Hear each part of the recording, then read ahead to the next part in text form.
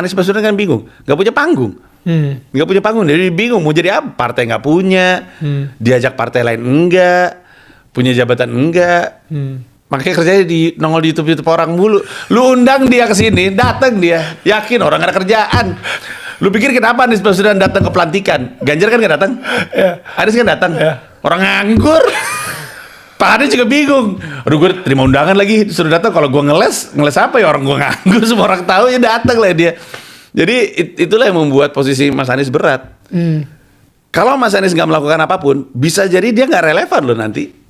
Ketika ada pilpres selanjutnya, nggak ada yang nyebut namanya, nggak ada yang tahu Kip. Hakim tuh mudah ditekan karena apa? Masa lalunya sering salaman. Karena itulah kenapa dulu ada KPK. Tujuannya adalah terobosan. Tapi KPK-nya sempat dikoreksi undang-undangnya. Walaupun yang koreksi nggak tahu katanya. Saya bisa ceritakan anekdotal teman-teman di tingkat kepemimpinan nasional. Yang kemudian pesan apapun dari kepemimpinan nasional itu bergaung. Pemberantasan korupsi bukan satu-satunya indikasi usaha mengembalikan integritas, bukan. Justru mengembalikan integritas di penegakan hukum dan integritas di sistem pengadilan kita, itu kunci pertama harus dibereskan. Bukan mencari siapa koruptornya, tapi bagaimana institusi penegakan hukum dan institusi pengadilan kita menjadi institusi berintegritas, supaya hakim-hakim kita hakim-hakim yang tidak bisa ditekan oleh siapapun. Hakim itu mudah ditekan karena apa? Masa lalunya sering salaman, sering ada masa itu mudah sekali ditekan. Perkara A, B, C, D, mudah sekali ditekan. Ini teman-teman harus dibereskan. Kalau tidak dikoreksi, sulit. Karena itulah kenapa dulu ada KPK. Tujuannya adalah terobosan. Tapi KPK-nya sempat dikoreksi undang-undangnya. Walaupun yang koreksi nggak tahu katanya. Tapi kembali kepada persoalan ini teman-teman, bereskan di aspek itu. Dalam jangka pendek, institusi ini penting. Yang kedua, governance di pemerintahan. Governance di pemerintahan ini, tata kelola pemerintahan yang benar. Ada begitu banyak aturan main yang membuat orang terjebak di dalam persoalan korupsi. Bukan diniati untuk korup, tapi aturan mainnya sering membuat orang terjebak di dalam peristiwa korupsi. Korup itu tiga, karena kebutuhan, karena keserakahan, dan karena sistem. Yang karena sistem ini bisa diperbaiki dengan cepat. Yang karena kebutuhan, gajinya dipenuhi. Yang karena keserakahan, hukumannya dibesarkan, dibuat jerakan. Nah, ini teman-teman sekalian, bereskan aspek itu. Lalu jangka panjang, institusi pendidikan. Dan tokoh-tokoh yang berada di dalam panggung-panggung utama Republik harus menunjukkan keseharian dan praktek-praktek kehidupan yang berintegritas. Jadi praktek-praktek ini dibutuhkan. Teman-teman sekalian, saya pernah berapa kali ceritakan di sini. Saya suatu ketika menjemput Bang Imad, pembicara di kampus gini, seperti saya sedang bicara sekarang. Yang saya undang namanya Imaduddin Abdurrahim. Saya jemput Bang Imad di Bandara Adi Sucipto. Lalu jalan, naik mobil, saya nyetirin. Sambil jalan, saya ngobrol. Saya bilang, Bang Imad, saya baru sadar bahwa Bang Imad itu ternyata insinyur listrik. Karena bukunya Kuliah Tauhid seperti Ustadz ini. Ternyata insinyur listrik. Terus saya tanya, gimana ceritanya jadi insinyur listrik? Ini kata bilang, tahun 50-an, dia masih SMP. Ada peresmian bendungan Asahan di Sumatera Utara. Dia dan orang-orang sekampungnya jalan kaki hampir 6 jam untuk mendengarkan pidato Bung Hatta, karena Bung Hatta yang meresmikan. Pidato Bung Hatta itu jangan bayangkan seperti pidatonya Bung Karno ya. Kalau Bung Karno itu menggelegar, kalau Bung Hatta pidatonya datar. Dan dia mengatakan, Bung Hatta pidato mengatakan begini, hari ini kita meresmikan bendungan Asahan, kira-kira begitu. Ke depan Indonesia membutuhkan lebih banyak lagi bendungan-bendungan seperti ini. Kenapa? Karena Indonesia membutuhkan energi yang sangat besar, dibutuhkan pembangkit listrik yang amat banyak, supaya bisa menghasilkan tenaga listrik yang banyak. Indonesia masa depan, kata Bung Hatta nih, membutuhkan insinyur listrik yang amat banyak. Apa yang terjadi? Kata Bang Imad, Semua anak-anak di sana ingin jadi insinyur listrik. Kenapa? Karena kata Bung Hatta. Teman-teman, apa sih fenomena ini menarik? Tidak ada hadirin di sana yang mendengar pidato Bung Hatta lalu membayangkan gini, apa sponsornya kontraktor listrik ya? Apa saudaranya punya bisnis listrik ya? Apa dia punya kepentingan bikin waduk ya? Tidak ada pandangan seperti itu. Yang ada adalah kami dengar, kami laksanakan. Artinya apa? Ini orang berintegritas dan rakyat memiliki kepercayaan tanpa syarat kepada pemimpinnya. Itu yang harus dikembalikan lagi di Republik ini.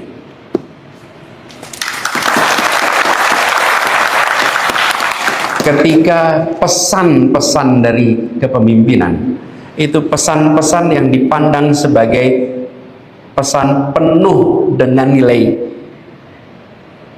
integritas, punya pondasi moral yang kuat, sehingga gagasan yang digulirkan bukan saja gagasan yang diterima sebagai ini benar, ini baik, tapi ini dipercaya.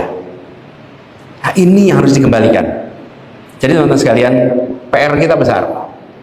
Nah sekarang untuk kampus, yuk mulai dari kampus. Bagaimana kegiatan-kegiatan kemahasiswaan adalah kegiatan-kegiatan yang bisa dipertanggungjawabkan. Kegiatan-kegiatan yang tidak manipulatif. Kegiatan-kegiatan yang laporannya enak kalau diaudit. Kegiatan yang semua pengelolanya itu bisa dengan transparan menceritakan. Ini PR, ini PR. Kenapa? Karena kita dulu tidak dimulai dengan didik integritas sebagai prioritas pertama kita. Ketika TK, ketika SD, tidak. Enggak. Bong, teman-teman lihat kalau anak-anak mungkin TK, pelajaran TK itu bisik-bisik dari kuping itu, ingat kan? Apa namanya? Bisik berantai. Itu kan permainan, bukan? Permainan apa itu? Pesan berantai. Pakai bisik-bisik. Itu untuk apa itu? Ngecek integritas teman-teman. Ya, pesan lewat satu kuping ke kuping lain muter, pas sampai di ujung masih sama nggak? Itu dia hilang di jalan. Ini baru kalimat saja sudah banyak yang mengelola di jalan. Teman-teman, kalau ini tidak dikoreksi problem. Jadi PR kita jangan sampai kita hanya menengok ke depan sana. Oh Anda salah, Anda koreksi, bukan. Yuk kita, ini PR buat saya, PR buat kita, PR buat Anda, buat semua. Mari kita prioritaskan soal integritas sebagai agenda terpenting untuk pembangunan di institusi manapun, termasuk di level negara. Itu aja sebagai pembuka. Terima kasih. Assalamualaikum warahmatullahi wabarakatuh. Halo teman, berjumpa bersama saya di Politik Dangi ya. Teman-teman ya, apa yang disampaikan oleh Panji Priwijaksono teman ya, katanya Anies itu pengangguran, tidak ada kerjaan dan sebagainya, tidak punya jabatan ya. Ya betul, apa yang disampaikan oleh Panji ya memang seperti itulah teman-teman. Tapi ya Anies itu mempunyai banyak sekali kegiatan ya. Kegiatan yang beliau punya adalah ya pertama beliau mengajar ya, di kampus-kampus. Beliau menjadi seorang pendidik, kemudian beliau juga menjadi pengisi acara. Beliau juga bergerak di bidang sosial, membantu masyarakat. Kemudian sosialnya juga bagaimana ia membangun jembatan ya. Kemudian Pak Anies juga bergerak sebagai politisi ya. Dan itu adalah sebuah kegiatan-kegiatan yang Anies lakukan teman-teman ya. Ya mungkin ya Panji hanya bermain saja ya. Tapi kita lihat ya bagaimana gebrakan-gebrakan hebat Anies Baswedan. Beliau adalah sosok pemimpin yang sangat luar biasa ya. Calon presiden 2029, calon presiden yang walaupun di Pilpres yang lalu beliau kalah, namun beliau bangkit, beliau mempunyai track record yang sangat mantap ya kan. Itu adalah sebuah modal yang sangat besar bagi Anies Baswedan teman-teman. Ya memang tidak mudah ya bagi Anies untuk bersaing lagi teman-teman. Tapi ia bisa meyakinkan tokoh-tokoh yang pernah bekerja sama dengannya. Seperti apa?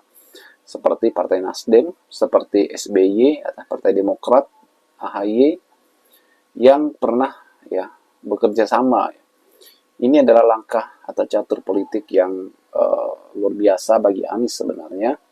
Maka jangan heran kalau 2029 mendatang ya nama Anies masih menjadi trending. Ya kan? Kenapa? Karena memang gebrakan-gebrakan Anies itu sangat luar biasa ya. Dan ini adalah modal yang sangat luar biasa bagi saya, teman-teman, ya, bagi Anies Baswedan. Kita yakin ya, setidaknya Anies mengikuti kontestasi politik dan partainya bisa maju sebagai pengusung ataupun dan mendapat kursi baik di DPR tingkat kabupaten kota, provinsi, bahkan DPR RI, teman-teman. Bagaimana menurut kalian?